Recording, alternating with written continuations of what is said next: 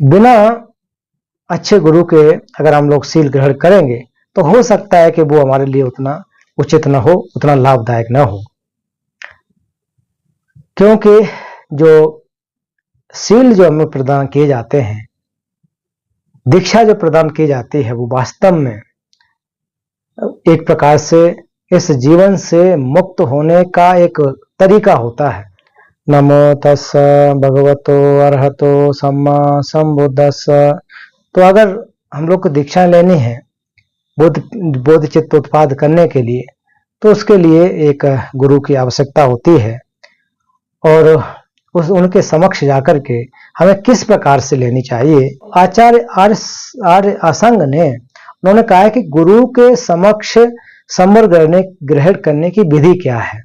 तो वो इसमें कह रहे हैं कि मैं इस ग्रंथ से भी पढ़ूंगा कि बोधसत्व भूमि नामक ग्रंथ के सील परिच्छेद में, तो इसमें भी बोधसत्व भूमि के सील परिच्छेद में, तो उस ग्रंथ में कई एक प्रकार से अध्याय हैं। तो एक अध्याय है सील परिच्छेद। तो सील परिच्छेद का मतलब, परिच्छेद का मतलब चैप्टर होता है। तो इसमें सील के बारे में व्याख्या की गई है कि सील किस प्रकार से होते हैं।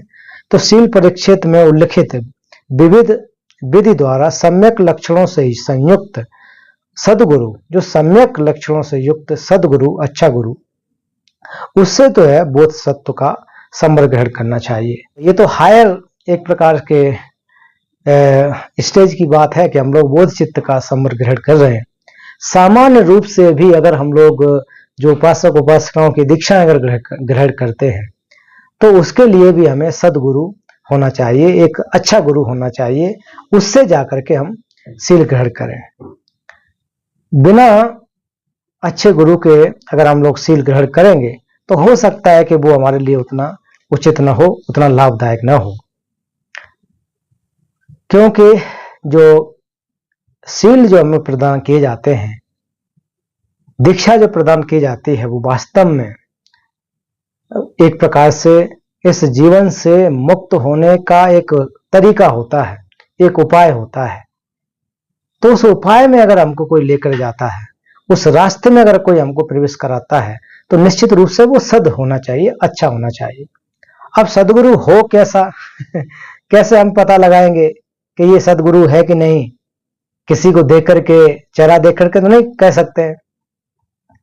और कोई बहुत अच्छा अगर कपड़ा पहनता हो, बहुत अच्छी तरह से रहता हो, तो उसको मात्र कह दें कि ये सदगुरु है, तो ऐसा भी संभव नहीं है। पहनावे से नहीं कह सकते हैं। भगवान बुद्ध ने स्पष्ट कहा है कि जो है किसी व्यक्ति पर हमें निर्भर नहीं होना चाहिए, उसके द्वारा जो कहे गए जो धर्म है उस पर हमें निर्भर होना चाहिए। तो यहाँ पर दो जो निर्भरता कही गई कि हम लोग कभी कभी अक्सर क्या करते हैं कि मोहित हो जाते हैं किसी भी व्यक्ति विशेष पर, शारीरिक रूप से उसको देख करके कि हाँ ये तो बहुत अच्छा होगा, उससे काम नहीं चलेगा। तो हमें जो गुरु के जो आचरण हैं, जो उनकी विशेषताएं हैं, उनके बारे में समझना चाहिए, तब जाकर के जो है कि दीक्षा लेनी चाहिए, गुरु बनाना चाहिए।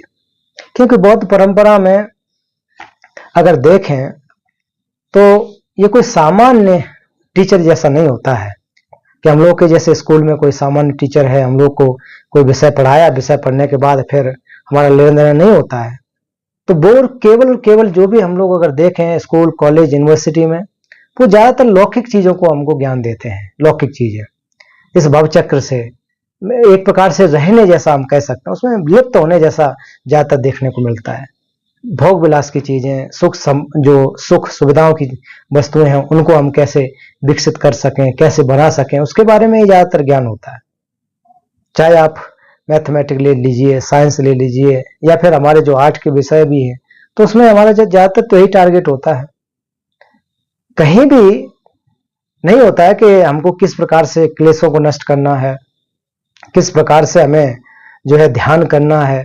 तो कहीं आर्ट के विषय में या फिर साइंस के विषय में तो नहीं देखने को मिलता है, गणित में तो देखने को नहीं मिलता है कहीं भी कि हाँ आज भाई इसमें ये चैप्टर जो है फॉर्मूला ये है ध्यान करने का, तो आप कर सकते हैं। तो ऐसा नहीं है ना।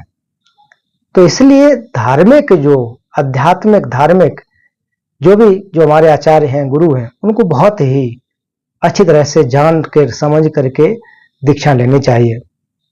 क्योंकि ये इस जीवन से मुक्ति कराने के लिए, किस चीज से मुक्त कराने के लिए? जो हमारे क्लेश हैं, जो अज्ञानताएं हैं, इससे मुक्त कराने के लिए हमें एक रास्ता दिखाता है।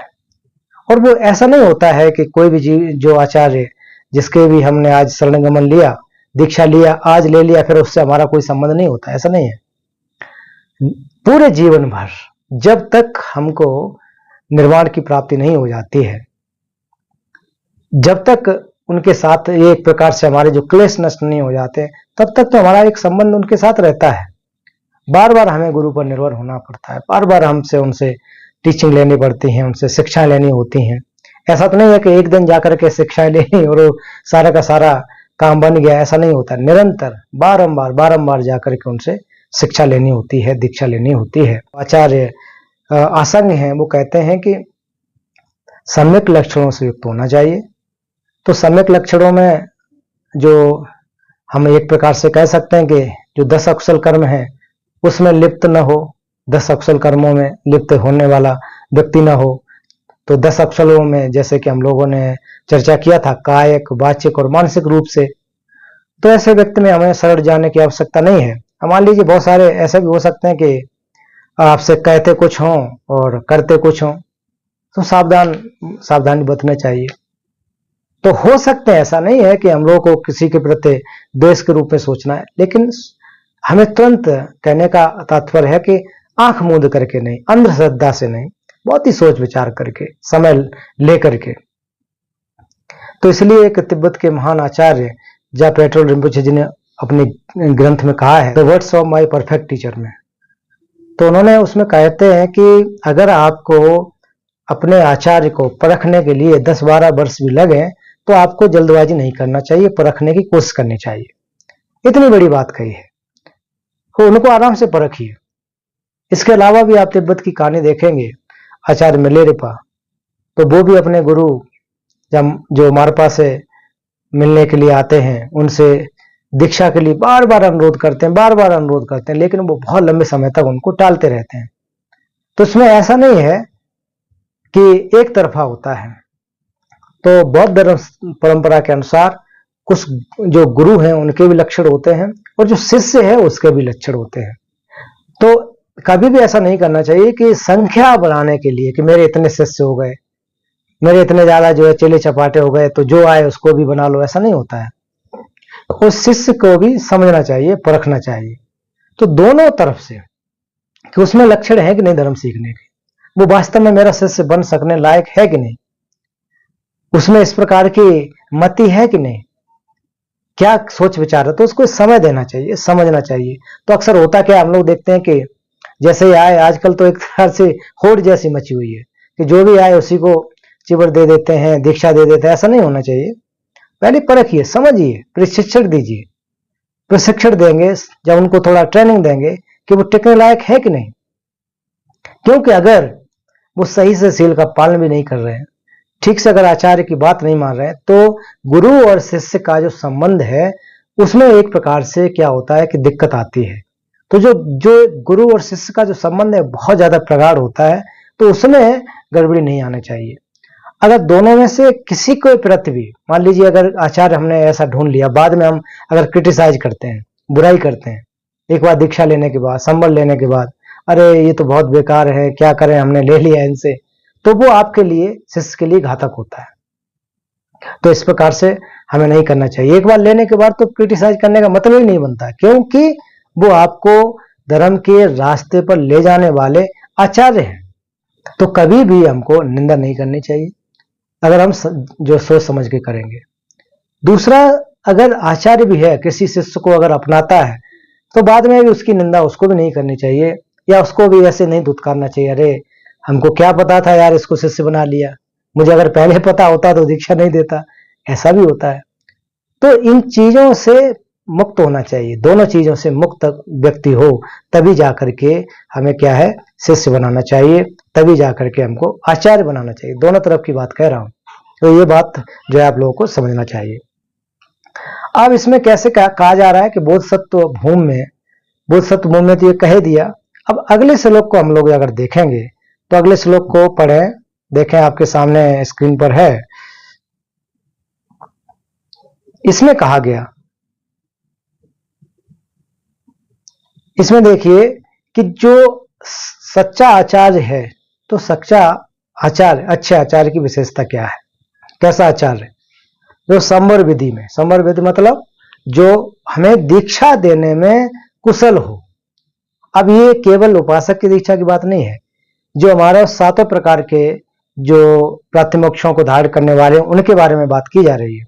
अगर हम लोग अभी यहाँ पर ले पर्सन हैं, उपासक उपासिकाएं हम लोग चर्चा कर रहे हैं, तो इसमें क्या होना चाहिए समझें कि जो संवर, संवर का मतलब होता है दीक्षा, जो हम लोग दीक्षा लेते हैं, जो हम कमिटमेंट्स लेते हैं, तो जो भी आचार्य हो वो कैसा होना चाहिए? एक तो उसको जो है संवर विधि में कुशल हो, बहुत जो भी अनुष्ठान होते हैं, तरीके होते हैं वो जानता हो। दूसरा है स्वयं में दीक्षावान हो, खुद के अंदर दीक्षा हो, खुद के अंदर जो शील का पालन करता हो। तीसरा संवर प्रदान करने में सक्षम हो। चौथा है करुणावान हो।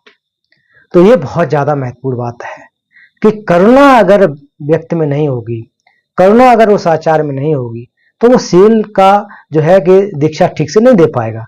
हो सकता है कि उसके पीछे कहीं स्वार्थ छुपा हो कि इसको हम अगर अपनी शरण में ले लेंगे तो इससे जो है कि बाद में हमको बहुत दान वगैरह मिलता रहेगा, है ना, इससे हमको लाभ मिलता रहेगा। तो अपना लाभ साधने के लिए चाहे दूसरे का कितना भी अहित क्यों ना हो, ऐसा प्रकार का अगर है तो वो उचित नहीं होना है, उचित नहीं होता है। आचार्य या सदगुरु वही है जिसके अंदर ये चार लक्षण है। ये किसमें कहे गए हैं? आचार्य असंग के द्वारा इसकी व्याख्या की गई है। उनके द्वारा रचित जो बुद्ध सत्व भूमि है उसमें ये कहा जा रहा है कि ये चीजें जो है, ये चार क्वालिटी है, कम से कम उसमें होना चाहिए। उसे जो क्या समझा जाता है? सदगुरु समझा जाता है, अच्छा आचार्य समझा जाता है। तो ये हम लोगों को ध्यान देने की बात है। इसके अलावा जे रिम्पोछे ने, जो आचार्य सुमति कीर्ति तिब्बत के महान आचार्य, उन्होंने भी इसके बारे में व्याख्या की है कि आचार्य के लक्षण किस प्रकार से होना चाहिए, कैसे होना चाहिए। तो इसको अगर आप देखेंगे तो उसमें आचार्य की 10 विशेषताएं बताई गई, मोटा मोटी रूप। तो 10 विशेषताओं में ये तो 4 हैं ही हैं, इनमें भी ये मिल सकती हैं, लेकिन जो 10 विशेषताओं में से सबसे पहले विशेषता क्या होती है कि व्यक्ति जो है प्रशिक्षित होना चाहिए, दुलवा, कि अपने चित्त को उसने परिशुद्ध किया हो, प्रशिक्षित हो। जो हमारी शिक्षा है शील समाधि प्रज्ञा, उसमें जो है प्रशिक्षित हो। ये पहले प्रकार का कैरेक्टरिस्टिक होता है। दूसरा कि शांत स्वभाव का हो। शिवा, शांत स्वभाव का मतलब ये यहां भी हो सकता है, स्वभाव के आधार पर ले सकते हैं। दूसरा कि अपने अंदर के जो भी उथल पुथल है उसको उन्होंने क्या कर लिया हो? शांत कर लिया हो। हमारे जितने भी जो अज्ञानताएं हैं उसको उसने शांत कर लिया हो, एक दूसरा प्रकार का। तीसरा क्या है कि शांति स्थापित करने, न्यवर शिवा, तो और गहराई से, एक तो एक स्थूल रूप से है, तीसरा प्रकार का शांति को स्थापित करने वाला मतलब स्वयं में और ज्यादा हमारे जितने भी क्लेश हैं, एक स्थूल रूप से नहीं, गहराई रूप से, प्रज्ञा के माध्यम से, और वो भी प्रज्ञा सामान्य प्रज्ञा नहीं, बहुत गंभीर प्रज्ञा के माध्यम से उसने अपने मन को क्या किया हो? शांत किया हो। चौथा है स्वयं में श्रेष्ठ ज्ञान। तो अपने आप में भी ज्ञान श्रेष्ठ होना चाहिए। कोई अगर आचार्य है, कोई गुरु है, तो उसके अंदर स्वयं में श्रेष्ठ ज्ञान होना चाहिए। अगर मान लीजिए वो शिष्य के बराबर ज्ञान रखता है तो वो गुरु कैसे होगा? क्या आप सिखाओगे फिर? तो वो तो बराबर जैसा हो जाएगा। तो आपका जो ज्ञान है या गुरु का जो ज्ञान है वो शिष्य से हमेशा श्रेष्ठ होना चाहिए। तो ये एक प्रकार की चौथी विशेषता है। पांचवा क्या है? प्रयत्नशील होना चाहिए। अब प्रयत्नशील किस चीज में होना चाहिए? हमेशा जो है कि धर्म को सीखने के लिए प्रयत्न होना चाहिए। प्रयत्नशील बार बार जब भी अगर वो प्रवचन करने के लिए हो, उसके लिए तैयारी करने के लिए प्रयत्नशील होना चाहिए। किसी को संबोधित अगर कर रहा हो तब भी वो है बार बार उस विषय के बारे में अध्ययन करने वाला हो, प्रयत्न करने वाला हो, मेहनत करने वाला हो। तो कुल मिलाकर के यहाँ मेहनत का अर्थ है जो पुण्य रूपी धर्म है, अर्थात जो वास्तविक जो सच्चा धर्म है उसके प्रति अगर प्रयत्नशील है तो वो एक पांचवी विशेषता होती है।